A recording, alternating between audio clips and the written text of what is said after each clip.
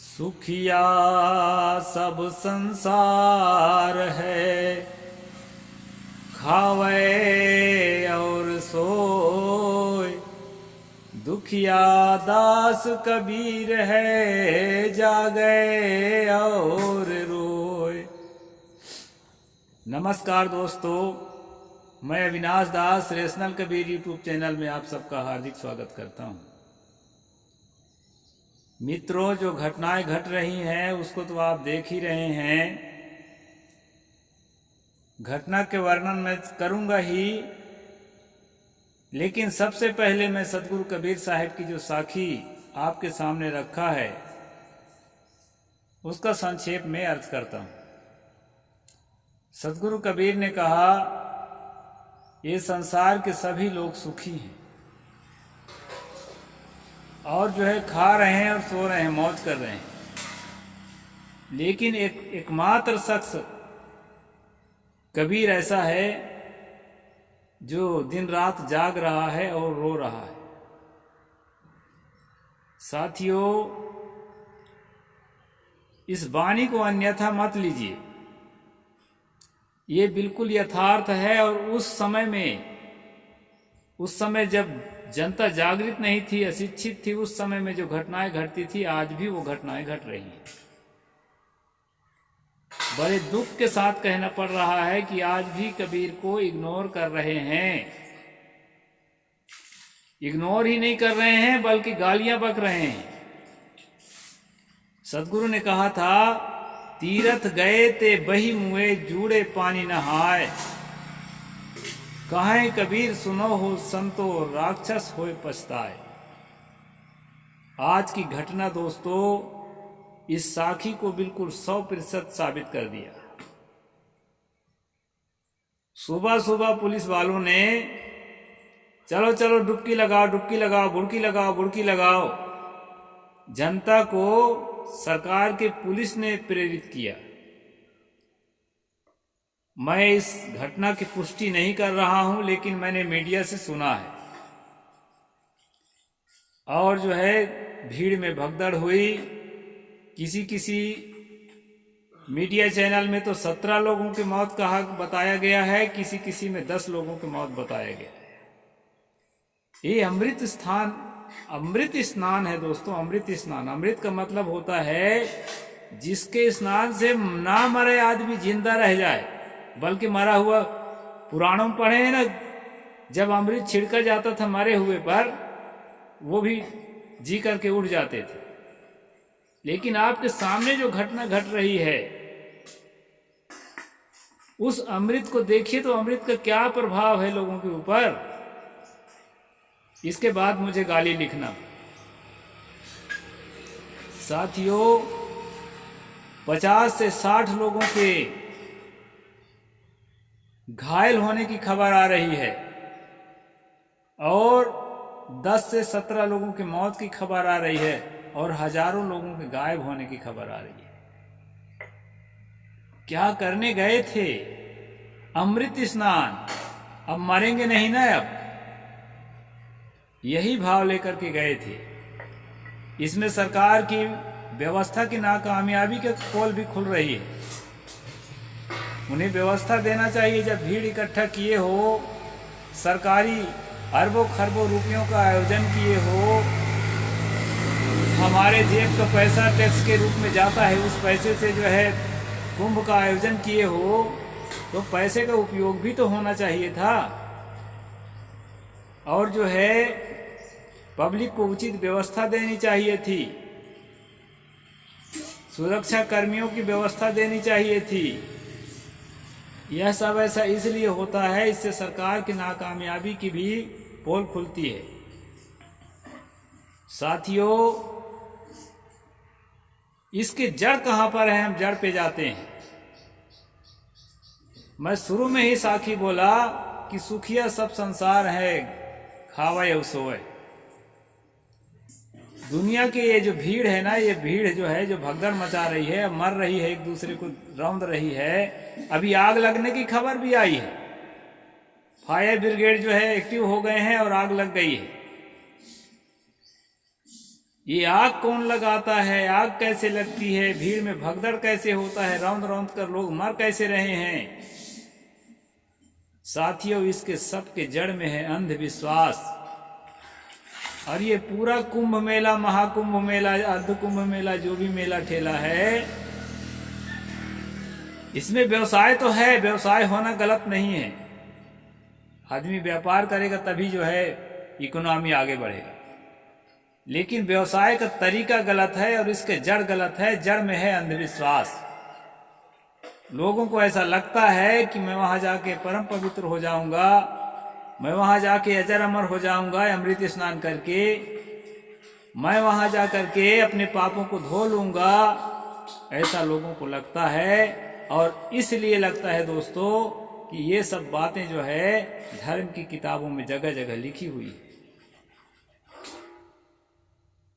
और वो लिखी हुई बातों को लेकर के आदमी के मन में भावना होती है कि मैं गंगा में नहा के, नर्मदा में नहा के और नदियों में नहा के, जहाँ जहाँ तीर्थ है, अपने आप को पावन पवित्र कर लूँगा, परम पवित्र कर लूँगा, सारे पाप खत्म हो जाएंगे, मेरे मन के कलमश विषय विकार सब खत्म हो जाएंगे, आशा तृष्णा सब खत्म हो जाएंगे, और मैं मुक्ति को प्राप्त कर लूँगा, और मरने के बाद मुझे स्वर्ग मिल जाएगा।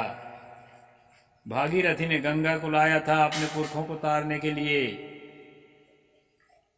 और जो है वो सबको तारने वाली हो गई है। अब सबको तारने वाली हो गई है कि सबको मारने वाली हो गई है? किताब तो कहती है कि सबको तारने वाली है, लेकिन वर्तमान की घटना बता रही है कि तारने वाली है कि मारने वाली है। दोस्तों, गंगा न किसी को तारती है न किसी को मारती है। इस बात को आपको समझना पड़ेगा। आप खुद जो है एक दूसरे के ऊपर भगदड़ मचा करके खुद मर रहे हैं। अब क्यों मर रहे हैं? क्योंकि दिमाग में अंधविश्वास है कि यहाँ हमारा कल्याण होगा। हम तो मेले नहीं गए हैं, अभी चरोटे में बैठे हैं। आप सीन देख के जान सकते हो, एक चरोटा कबीर आश्रम में बैठा हूँ। मेला ठेला का शौकीन वैसे भी नहीं है, और अंधविश्वास हमारे अंदर है ही नहीं कि वहां कहीं जाने से पाप धुलता है। पाप धुलेगा दोस्तों, पाप धुलता है, नहीं धुलता मैं नहीं कहता हूं। पाप धुलता है ज्ञान से, पाप धुलता है नॉलेज से, पाप धुलता है कर्म से। अच्छा ज्ञान हो, अच्छा कर्म हो, लोगों की भलाई करिए, आपसे बुरा ना हो जाए इसके लिए सावधान रहिए। परिवार के सदस्यों को जो है खुश रखिए, उनके छोटी छोटी बातों को लेकर के उनको किसी तरह से झगड़ा का माहौल मत पैदा करिए। पड़ोस में बढ़िया रहिए। इस तरह काम अगर आप करने लगे, प्राणियों की हिंसा से बचने लगे, तो अपने आप आपके पाप कम होने लगेंगे और मन शुद्ध होने लगेगा। मन में पवित्रता आने लगेगी, दया करुणा का भाव आने लगेगा, प्रेम का भाव आने लगेगा, परोपकार के काम करने लगेंगे। ये सब पाप धोने का रास्ता है। किसी नदी में जाकर के नहाने से कोई पाप नहीं धुलता है। सतगुरु ने कहा, तीर्थ गए थे बही मुए, जूड़े पानी नहाए। हाथ, ठंडी का दिन है, हाथ पैर जकड़ जाता है। नदी के पानी और ठंडा होता है, हाथ पैर जकड़ जाता है, तैरना आता है वो भी नहीं तैर पाएगा। और भीड़ में तैरेगा कहाँ? वो तो जिसकी गिनती हुई उतने को जाने, ना जाने कितने मर जाते हैं रौंदा रौंदा के। आजकल वैज्ञानिक संसाधन है तो कुछ बचा भी लिया जाता। कबीर साहब के जमाने में तो कितने जो है रौंदा रौंदा के मर जाते थे।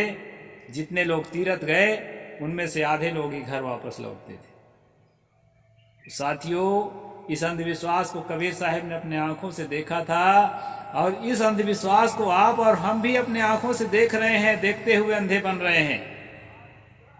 अंधा भेड़िया मत बनो। सतगुरु ने कहा, तीर्थ गए थे बही मुए, जूड़े पानी नहाए। जूड़े पानी का मतलब ठंडा पानी। कहे कबीर सुनो हो, संतो राक्षस सोए पछताए। लेकिन जो मरने से बच गए हैं वो सब राक्षस हो जाएंगे। राक्षस कैसे हो जाएंगे? उनके अंदर एक भरोसा होगा कि हम सारा पाप काट लिए हैं। नहाने से हमारा पाप कट जाता है, इसलिए जो है अब डट करके जी भर के पाप करेंगे।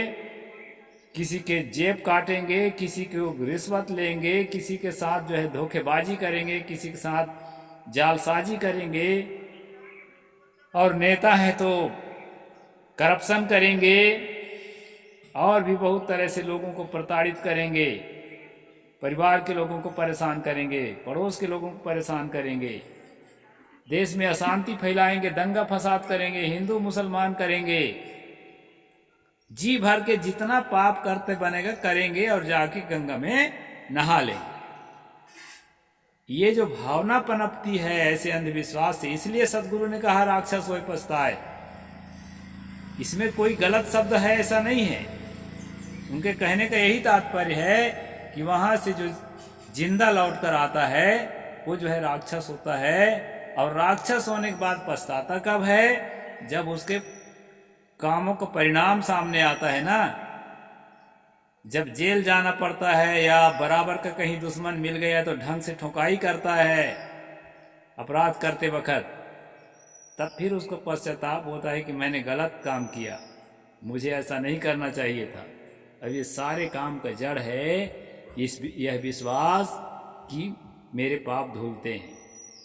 गंगा में, नर्मदा में या किसी भी नदी में नहाने से मेरा पाप धुलता है, ऐसी मूर्खतापूर्ण विश्वास, ऐसे अंधविश्वास के कारण जनता मर रही है। अब तो जागो, आज 10 या 17 लोग जितने भी मरे, जिसका खबर आ रही है उससे ज्यादा मरे होंगे। अब तो जागो कि ये काम अच्छा नहीं है, ये अंधविश्वास है। अंधविश्वास से अब तो निकलो दोस्तों। हमारा कर्म, हमारा वचन, हमारी सोच यदि पवित्र होगी तो वह पवित्रता संतों के संगत में, जो सही ठीक ठाक संत हैं, जो अंधविश्वासी नहीं हैं, जो ये विश्वास नहीं रखते कि नहाने से पाप कटता है, जो ये विश्वास रखते हैं कि मन वचन कर्म से, अच्छा सोच, अच्छा बोल और अच्छा काम करने से पाप करते हैं, ऐसे संतों के नजदीक जाओ तो वैसे मौत से भी बचोगे, राक्षस भी नहीं बनोगे, पछताना भी नहीं होगा, जीवन भी अच्छा रहेगा और ठगी लूट से भी बच सकोगे दोस्तों। तो ये 10 लोगों के या 17 लोगों के मरने की खबर अभी तक आई है, और खबर आएगी तो हो सकता है मैं दूसरा वीडियो बनाऊं, लेकिन अभी इतने खबर आई है। और हजारों लोगों के लापता होने की खबर आई है, अर्थात अपने साथियों से बिछड़ गए हैं भगदड़ में, और 60-70 लोगों को घायल होने की खबर आई है। तो वो खबर के आधार पर मैंने जगाने की कोशिश किया है कि हम सब लोगों को अंधविश्वास से मुक्त होना चाहिए। कोई देवी, कोई देवता, कोई ईश्वर परमात्मा, कोई तीर्थ मूर्त आपका कल्याण नहीं कर सकते हैं। आपका कल्याण करने के लिए तथागत बुद्ध ने कहा, अत्य दीपो भव, अपना प्रकाशक खुद बनो, अपना दीपक खुद बनो। सदगुरु कबीर साहिब ने कहा, हो हुजूर ठाड़ कहा था, मैं खड़े होकर दृढ़ता पूर्वक कहता हूँ कि तुम स्वयं अपने कर्मों के स्वामी हो, तुम्हारा स्वामी अलग से कोई नहीं है। इस प्रकार दोस्तों, किसी भी प्रकार अंधविश्वास में पढ़ करके हमारा कल्याण संभव नहीं है। अंधविश्वास से मुक्त रहने पर ही हमारा कल्याण संभव है। तो अंधविश्वास से मुक्त रहिए और अच्छे संतों से मिलिए, और अच्छे संतों के पास जाकर के जीवन का सच्चा ज्ञान प्राप्त करिए। और मुक्ति क्या चीज है, निर्वाण अवस्था क्या है, सहज अवस्था क्या है, वह किसी नहाने धोने से या किसी देवी देवता के पूजा करने से नहीं दोस्तों, वो साधना करने से, ध्यान करने से, आत्मचिंतन करने से प्राप्त होता है। इन बातों को संतों से समझिए और समझ करके अंधविश्वास को दिमाग से बाहर करते हुए आत्म कल्याण के काम में लगे रहिए। यही अपील के साथ मैं आज का यह वक्तव्य यहीं पर पूरा करता हूँ। साहेब बंदगी, जय जोहार, जय भीम, जय भारत, नमो बुद्धाय।